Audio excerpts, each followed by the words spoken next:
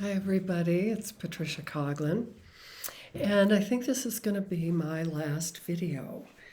I started this channel really on a whim. I was in a hotel room in New Zealand when I got this idea to just share some of my knowledge, experience, and perhaps even wisdom with the community, and to be able to give something to therapists for free.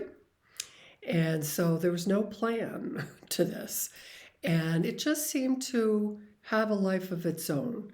I would just get ideas, things would come to me through my own practice or teaching or supervision, or, I would respond to questions and requests from subscribers. And now it just seems to me that it's come to a kind of natural end. And it really is reminding me of, the cycles and the seasons of life. This year has been a real time of transition for me.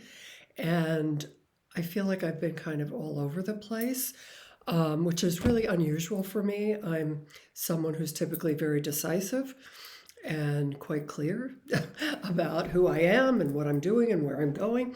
And when I look back on my life, I realize that I've made previous transitions like easily and seamlessly. Through adolescence, there was never any big, rebellion or anything. Young adulthood, getting married, having kids, like it just seemed like I was very adaptable and very resilient. And those changes in circumstance didn't seem to alter, my sense of myself or what I was doing. But hitting 70 and thinking about the end of life, the last chapter, the last quarter for sure. What does that mean? And does it make any sense to continue to live as if I'm 40? It doesn't seem to me to make any sense. And yet, in this culture, which is so youth obsessed, there is a temptation just to cling to that and to continue as I had before.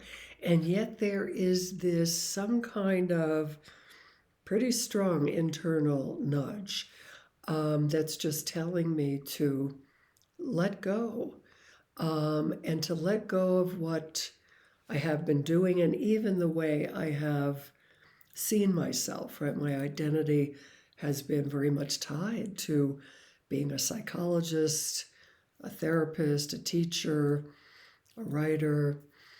Who would I be without that? And I think back to the way I was raised, to be very hardworking and self-sufficient and kind of having to earn my keep. So what if I don't do that anymore? Right? Do I have any inherent worth? I think these are not just psychological issues in the way we sometimes think about them, like a problem, that these are natural phases of life. And if we don't resist them, I think on the other side of the letting go can be a lot of richness.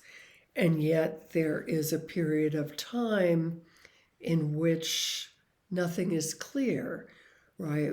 You let go of what you've had, or I will, without knowing really what will come next. And it's kind of interesting that I did a series of paintings, I guess it was this summer, and was prompted to write an artist's statement about the work. And the title of it was The Space of Unknowing.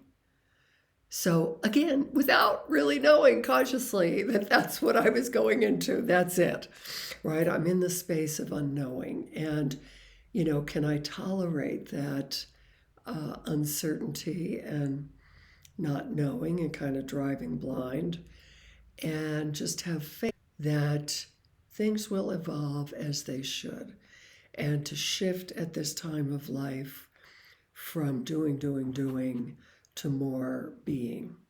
So that's where I am. And again, I think it's just time to say goodbye. I've really enjoyed making these videos, and I've really appreciated the people who have subscribed and written in to tell me about the impact that it's had on them, and to ask questions and so on. Especially during the pandemic, it was a wonderful way to be connected. So I hope this has been helpful to you, and I wish you all the very best. Bye bye.